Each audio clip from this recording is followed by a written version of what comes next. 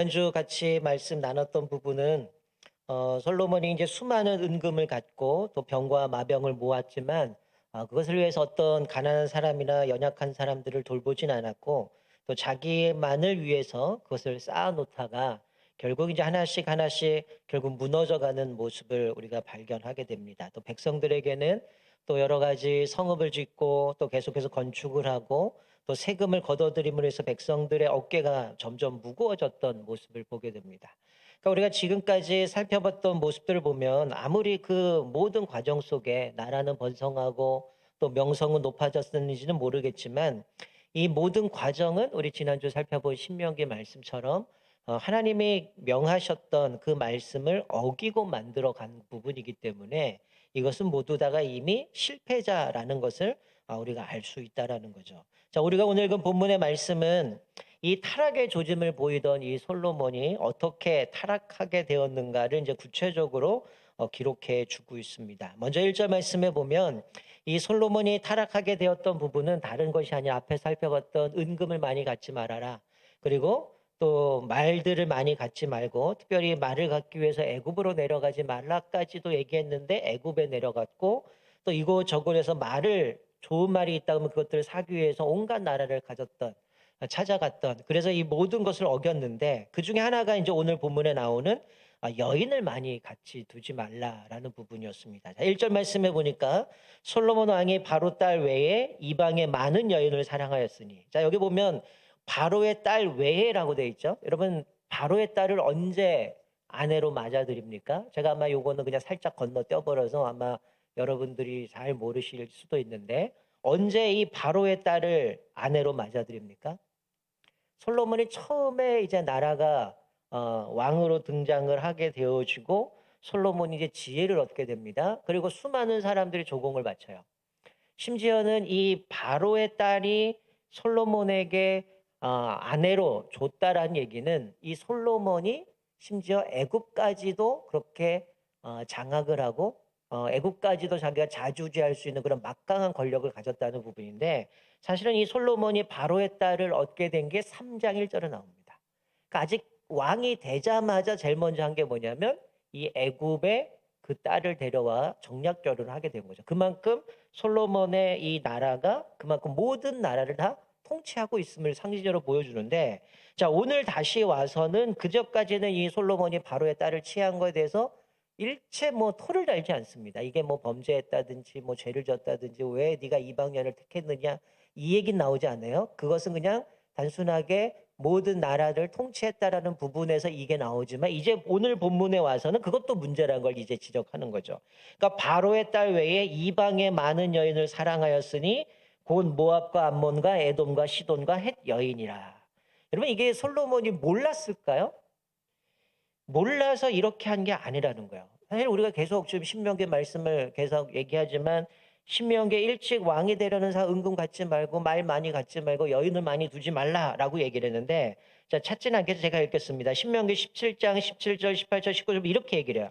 그에게 아내를 많이 두어 그의 마음이 미혹되게 하지 말 것이며 자기를 위하여 은금을 많이 쌓지 말 것이니라. 그가 왕위에 오르거든 이 율법서의 등사본을 레위 사람 제사장 앞에서 책에 기록하여 평생에 자기 옆에 두고 읽어 그의 하나님 여호와 경외하기를 배우며 이 율법의 모든 말과 이 규례를 지켜 행할 것이라. 자, 여러분 이 신명기 말씀 보면 뭐라고 말씀합니까? 자, 왕이 되려면 어쨌든 이 솔로몬이 이 말씀을 뭐 처음부터 순종했냐 안 했냐 이거는 뭐 나오진 않으니까 어쨌든 왕이 됐다라고 했을 때 사실은 뭐 사울 그다음 다윗 솔로몬이었기 때문에 이거는 이제 의례적으로 왕이 되면 모세가 명령한 대로 하나님 앞에서 세 가지 여인 많이 두면 안 되고 은금 많이 가지면 안 되고 말 많이 가지면 안 된다.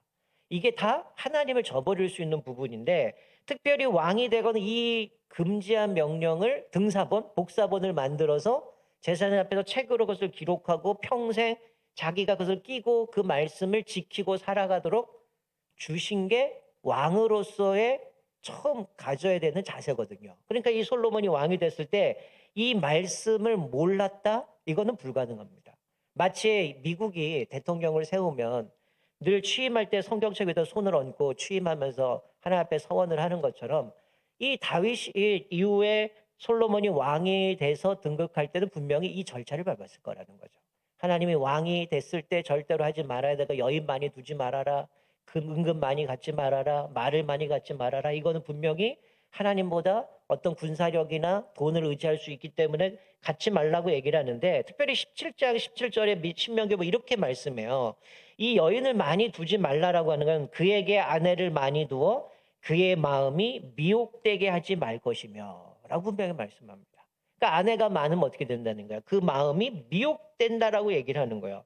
그 등사본 만들어서 평생 옆구리에 끼고 하나님을 경외하고 그 율법을 지키도록 명령하셨기 때문에 솔로몬이 모를 수가 없어요.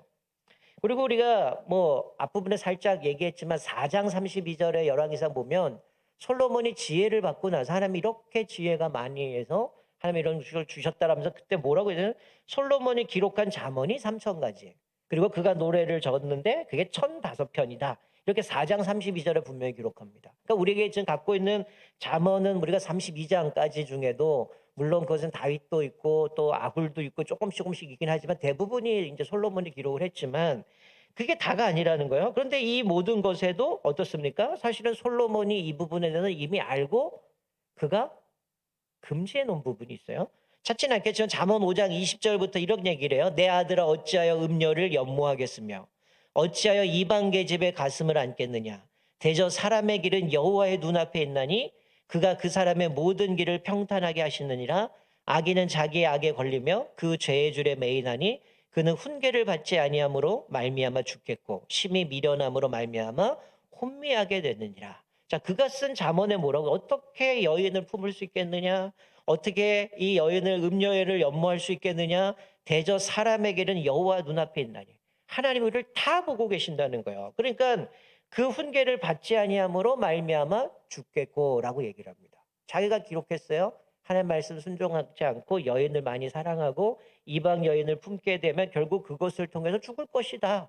모든 것은 하나님의 눈앞에 있으니 그렇지 않으면 네가 혼미하겠다. 정신이 흔들리고 또 하나님 앞에서 길을 잃어버리게 되고 타락으로 옆으로 흔들릴 것이다. 분명히 말씀해 주셨단 말이에요. 자기가 그렇게 썼단 말이에요.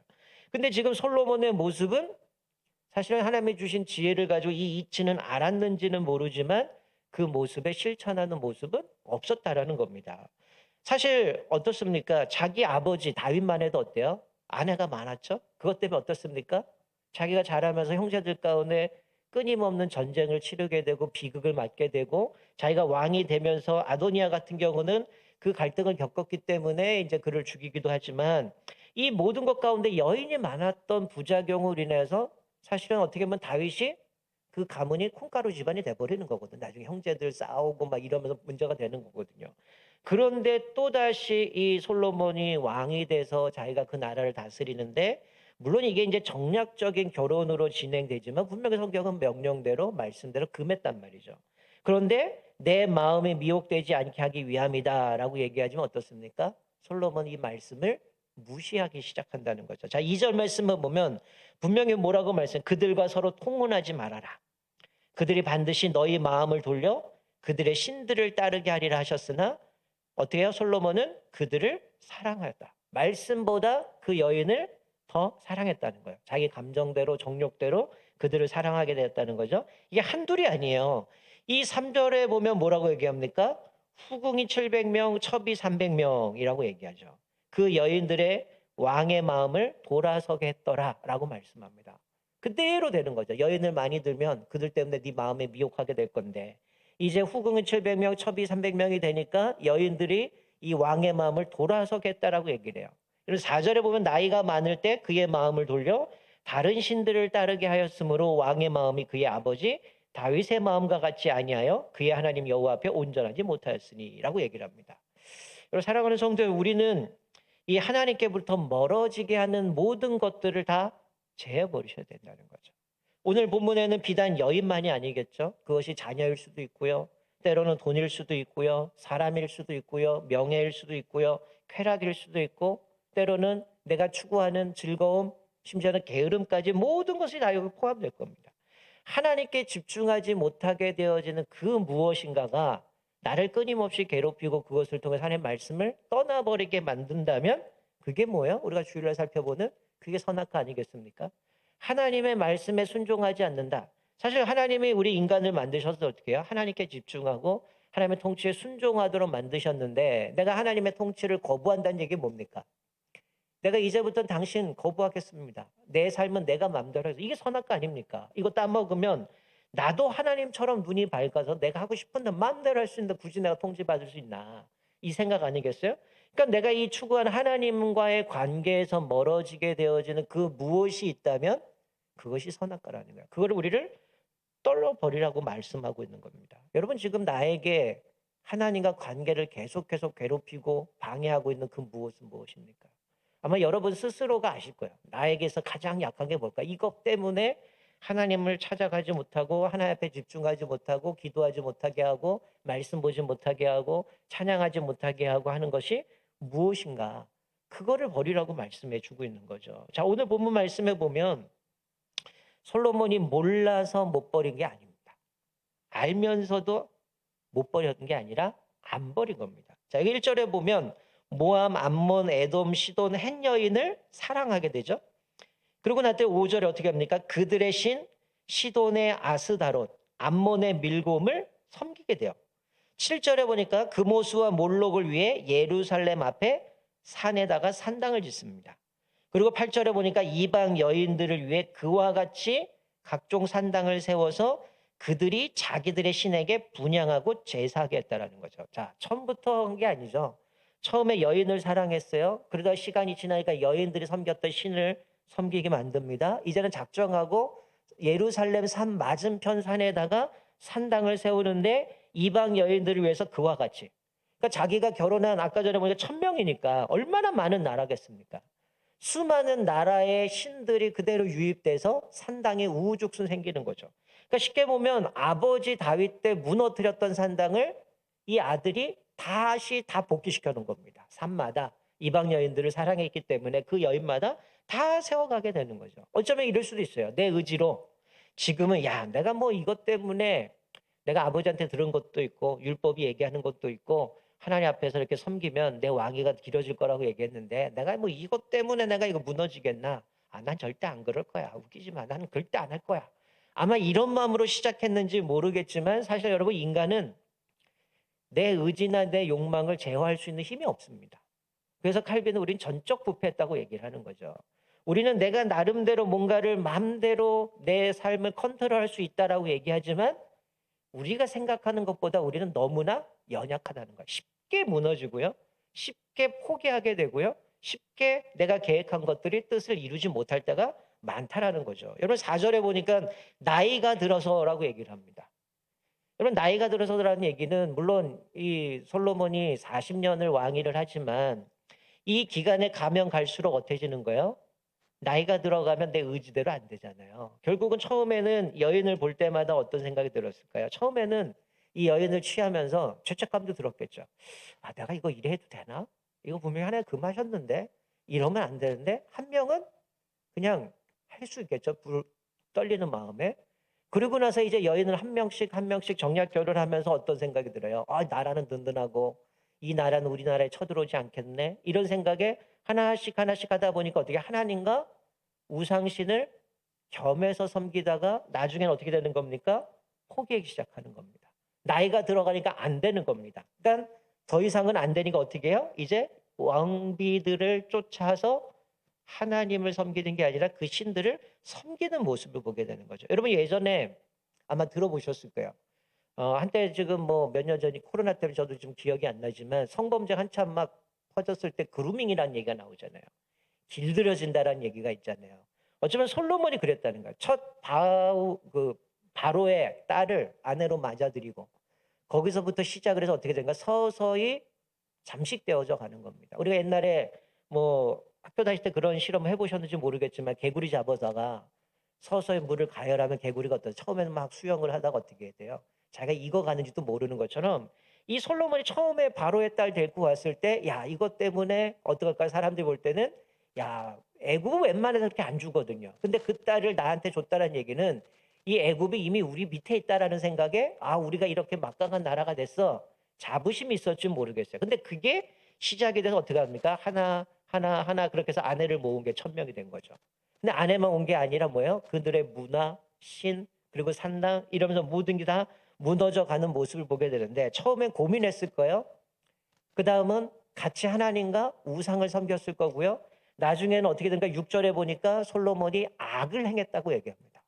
하나님을 섬기던 왕, 하나님을 믿음으로 살았던 왕, 그리고 하나님께 지혜를 구했고 백성을 또 다스리고 재판하고 또 하나님의 노래를 잠언을 쓰고 이랬던 사람, 수많은 나라에서 조공을 바치고 부강해지고 세워졌는데 어느 순간 여인들이 들어오고 산당을 세우고 신을 섬기다 보니까 악을 행합니다. 그리고 나서 어떻게 합니까? 하나님을 떠났다라고 기록을 하고 있어요. 그러면서 계속해서 강조하고 있는 게 뭐냐면 왕비들이 왕의 마음을 돌이켰더라. 이게 계속 반복됩니다. 3절에도 4절에도 9절에도 계속 반복되면서 이 솔로몬이 어떻게 해요? 통제가 안 되고 끌려가는 모습을 보게 되죠. 자, 그래서 9절부터 13절까지 보면 우리가 읽진 않았는데 9절부터 13절에 보면 뭐라고 얘기해요? 마음을 돌려 여호와 하나님을 떠났다라고 그래요. 그리고 여호와께 진노를 받게 됩니다. 근데 여기 뭐라고 말씀하니까 여기 보면 여러분 9절 말씀에 보면 마음을 돌려서 여호와를 떠나버리죠. 그리고 9절 끝부분에 보면 일찍이 2번이나 그에게 나타나시고 제가 지난주 말씀드렸죠. 하나님이 솔로몬이 지혜 주고 유명해지고 사람들 명성도 얻고 나라도 부강해질 때에 하나님이 경각심을 주시기 위해 솔로몬에게 나타나셨어요. 그때 하신 게 네가 왕위로 길게 가려면 여인들 다른 여인들과 결혼하면 안 되고 다른 사람과 결혼해서도 안 되고 하나님의 말씀에 순종하고 치우치면 안 된다. 이미 경고해 주셨고요. 성전 짓고 왕궁 짓고 20년 지나고 또 한 번 말씀하셨어요. 그런데 오늘 여기 본문에 뭐라고 합니까? 2번이나 그에게 나타나시고 이 일에 대하여 명령하사 다른 신을 따르지 말라 하셨으나 그가 여호와의 명령을 지키지 않았으므로. 자, 뭐라고 얘기합니까? 지키지 못했다라가 아니라 지키지 않았음을 안 한 겁니다. 알면서도 안 한 거야. 못한 게 아니라 안 했다라고 분명하게 말씀해 주고 있어요. 그러니까 이게 어떻게 하는 거예요? 처음부터 그런 게 아니라 서서히 길들여지다 보니까 나중에 나이가 들어서 하나님을 떠나게 되고 악을 행하게 되고 결국 이것을 통해서 무너지는 모습을 보여주고 있는 거죠. 그래서 10절에 보면 네가 지키지 않았으므로 안 지켰기 때문에 반드시 내가 빼앗아서 내 신하에게 주리라. 이 나라를 이미 솔로몬에게 말씀했던 다윗의 명령대로 그리고 하나님 명령하신 대로 이 나라를 빼앗아다가 네 신하에게 주겠다는 거죠. 얼마나 웃깁니까? 자기가 이렇게 떵떵거리고 열심히 모았는데 여러분 가만히 생각해 보면 이 솔로몬이 그렇게 많은 부를 모았는데 다 어디다 썼을까요? 뭐에 썼을까요? 가난한 사람 나눠준 적도 없어요. 열심히 모았어요. 그 다 어디 갔을까요? 뭐 했겠어요? 산당 짓고 그 신들 원하는 동상 만들 거고 이런 거에 다 허비한 거 아니겠어요? 부인이 1,000명인데 거기에 모든 것에 그 돈이 다 바쳐진 거죠. 그리고 무기장사하고 말 많이 쓰고 하나님이 하지 말라는 걸 위해서 돈을 거기다 다 쓴 겁니다. 한편으로 돌아보면 그렇게 잘 나가고 돈 많이 벌고 인기 있고 수많은 사람들에게 존경받았던 사람이 결국은 그거 모아가지고 악을 행하려고 모았나? 이거밖에 결론이 안 나는 거예요. 왜 그랬을까요? 첫 단추를 잘못 낀 거죠. 하나님 앞에서 자기가 왕으로 부름받았을 때 그리고 자기가 하나님 앞에 부르짖었을 때도 지혜를 달라라고 얘기했는데 그러고 나서 지혜롭고 나라가 좀 강성해지니까 바로의 딸을 결혼하기 정략 결혼하기 동시에 어떻게 됩니까? 계속 여러분 1,000명을 아내로 하려면 여러분 이게 뭐 하루아침에 아내를 이렇게 된 게 아니잖아요. 계속해서 나라들마다 정략 결혼하고 나라를 확장시켜 나갔을 거예요. 확장시켜 나갈 때마다 악도 확장이 되어가고 솔로몬은 그만큼 그때마다 점점 신앙이 퇴보되어지고 하나님을 저버리게 되는 모습을 보게 되는 거죠. 여러분 한 가지 다윗과 비교한다면요. 여러분 다윗도 사실은 왕으로 그 일들을 감당하면서 자기가 좀 나라가 좀 강성해지고 좀 살만하니까 어떻습니까? 왕이 출정한 시기가 되었을 때 전쟁에 나가야 됩니다. 근데 뭐 합니까? 밑에 애들 다 내보내고 자기 뭐야? 낮잠 잡니다. 그리고 나서 잠이 안 오니까 밤에 서성에다가 한 여인이 목욕하는 거 보고 어떻게 해요? 쟤 데리고 와라. 쟤 누구냐? 우리아의 아내 밧세바입니다. 유부녀란 얘기잖아요. 다른 사람의 아내라도 데리고 와라. 그리고 동침하잖아요. 근데 그것을 나중에 나단 선지자가 책망을 합니다. 그게 멉니다. 예화를 들어가지고 이런 나쁜 놈이 있냐? 이 놈을 죽여야 된다 그럴 때 왜 그게 니다 라고 얘기했을 때 어떡합니까? 다윗은 회개했다는 거예요. 근데 오늘 본문 말씀은 솔로몬에게 하나님은 계속해서 경고하고 두 번이나 나타나셨고 경고하고 마지막 사실은 오늘 본문 말씀은 이제 하나님의 심판하시기 직전에 다시 한번 경고를 준 거예요. 네가 이렇게 여인 때문에 하나님을 떠나버렸고 안 지켰기 때문에 내가 너를 심판하겠다. 그럼 어떻게 됐을까요? 정상적이라면 회개해야죠. 하나님, 제가 잘못했습니다. 이 여인의 눈이 멀어가지고 은금의 돈이 눈이 멀어가지고 이 말에 눈이 멀어가지고 제가 하나님이 하지 말라는 왕이 하지 말아야 될 세 가지 제가 다 어겼습니다. 하나님 저 불쌍히 여겨주십시오. 회개했다면 달라졌겠죠. 근데 오늘 본문에는 회개의 내용이 없어요. 결국은 어떻게 돼요? 그 나라를 빼앗아 신하에게 준다고 얘기하고 그러나 다윗과 맺은 언약이 있었기 때문에 다윗을 봐서 너 때는 안 할 거다. 네 자녀 때 이렇게 할 거다. 그러면서 하나님이 약속하신 게 뭡니까? 한 지파는 남겨두겠다라는 거예요. 하나님이 심판하시지만 그래도 긍휼을 베푸시고 은혜를 베풀어 주시는 모습을 보게 되어지는 거죠. 여러분 분명히 하나님은 우리에게도 동일합니다. 분명하게 우리에게 그 죄를 지적하시고 경고하세요. 그런데 우리가 그것을 외면한다는 거죠. 외면하게 되면 결국은 하나님께서는 더 이상 이 아들이 우리들이 온전히 순종하지 않으면 결국은 하나님이 매를 드신다는 거죠. 결국 성공해서 하나님의 말씀에 소홀하게 된 결과 어떻게 됩니까? 모든 걸 다 잃어버리게 되는 모습을 보게 되어집니다. 오늘 말씀을 읽겠습니다. 사랑하는 성도 여러분의 삶에 또 여러분의 가정에 이와 같은 모습은 없습니까? 우리가 올해 우리 가정이 믿음의 가문으로 세워가기 위해서 또 우리가 벌써 한 달, 이제 한 주 정도 남고 한 달이 달려왔는데 여러분 어떻습니까? 모든 성경은 우리가 하나님의 나라의 백성으로서 하나님 말씀에 순종해야 되고 통치에 순종해야 되고 하나님의 주권을 인정하고 살아가는 그게 하나님의 백성이라고 말씀해요. 그런데 우리는 자꾸만 우리 사이에 뭔가 끼어듭니다. 그것이 끼어들어서 하나님과 관계를 방해하고 더 더뎌지게 만들고 결국은 하나님을 떠나버리게 만들고 하나님의 통치를 거부하게 만들죠. 세상의 기준이 들어오고 세상의 어떤 방법들이 들어오고 교묘하게 하나들 우리를 흘러버리게 만들어버리고 결국은 하나님을 떠나 만들어버리게 만든다는 거죠. 어쩌면 우리가 그럴 수 있어요. 내가 죽어가고 있고 우리 가정에 죽어가고 있는데 못 느낄 수 있습니다. 솔로몬도 그랬을 거예요. 처음에는 야, 이 수많은 여인들 이 세상에 나만큼 여인이 많은 사람이 있을까? 나처럼 이렇게 많은 나라들 정략 결혼하고 이렇게 부강한 나라가 있을까? 했는지 모르겠지만 결국 모든 걸 한순간에 다 잃어버리고 있는 모습을 보게 됩니다. 분명히 기회를 주셔요. 두 번이나 경고하셨고 또 마지막 심판하시 전에 경고를 하셨지만 회개가 없었고 돌이키지 않았고 결국은 모든 것 최후 통보에도 기회를 상실해 버리는 모습을 보게 됩니다. 한번 우리들의 모습을 돌아봤으면 좋겠어요. 나는 어떤가? 나는 하나님과의 관계 속에서 혹시 그런 건 없나? 하나님 나에게 계속 말씀하고 계시지만 계속 나타나셔 말씀하시고 말씀을 더 깨닫게 하시지만 아예 내가 요것만 이것까지만 계속 밀고 있지는 않을까요? 이게 여전히 나는 하나님과 관계에 계속 걸림돌이 되는데도 혹시 내가 그것들을 그대로 놔두고 있지 않습니까? 그리고 우리가 뒤에 현수막을 보면 어때요? 우리가 믿음의 가문을 세우기 위해서는 부모들이 바뀌어야 되죠. 조부모가 바뀌어야 되죠.